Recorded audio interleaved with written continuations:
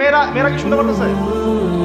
যেসব মেয়েরা পুরুষের পোশাক পরে, যেসব মেয়েরা পুরুষের পোশাক পরে, ট্রান্সজেন্ডার তো বহু দূরের কথা, ট্রান্সজেন্ডার মানে তো লিঙ্গ পরিবর্তন করতেছে, তাই না? ওর মনটা নাকি মেয়ে মেয়ে করে, মনটা নাকি ছেলে ছেলে করে।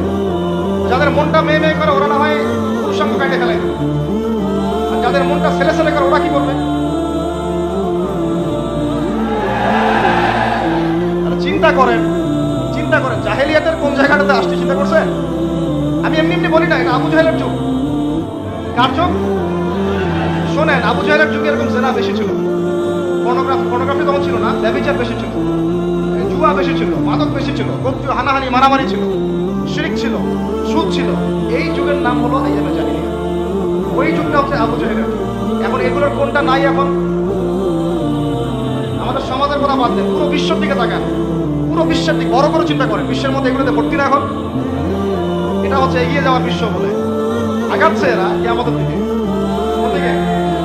ধ্বংসের দিকে, কিয়ামতের দিকে। যদি না ফিরে আসে, যদি না ফিরে আসে, আল্লাহ পাক বলেছেন ফাযাক্কির, তুমি উপদেশ দাও, ইন্না ফাআতিল যিকর, যদি উপদেশ কাজে আসে, সায়াযাক্কারু মান ইয়াখশা, যে আল্লাহকে ভয় করে দ্রুত ফিরে আসবে ইনশাআল্লাহ।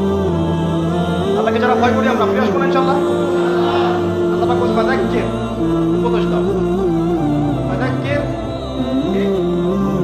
তুমি উপদেশ দাও, ফাযাক্কির ইন্না ফাআতিল যিকরা সায়াযাক্কারু মান ইয়াখশা। অন্য সূরা আছে ফাযাক্কির ইন্নামা আনতা মুযাক্কির, ফাযাক্কির ইন্নামা আনতা মুযাক্কির, তুমি শুধু উপদেশ দাও, লাস্তা আলাইহিম বিমুসাইতির, তুমি কারো প্রতি দারোগা নও। আমরা কারো প্রতি কি নই? দারোগা নই। আমাদের কাজ কি?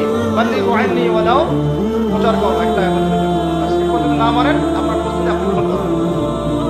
এখন বলতে চাচ্ছিলাম, দেখেন ট্রান্সজেন্ডার বহু দূরের কথা, নবীজি বলেছে সাল্লাল্লাহু আলাইহি ওয়াসাল্লাম, কোনো মেয়ে যদি ছেলের পোশাকও পরে, মানে ছেলের মতো শার্ট, ছেলের মতো প্যান্ট, জিন্স, গেঞ্জি, টি শার্ট, তাহলে নবীজি বলছেন ওই মেয়ের উপরে আমার অভিশাপ।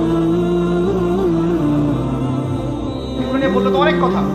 মাদকদ্রব্য প্রস্তুতকারী, মাদকদ্রব্যের সাথে সংশ্লিষ্ট 10 শ্রেণীর মানুষকে একই পাপের কাতার মুক্ত করা হয়েছে।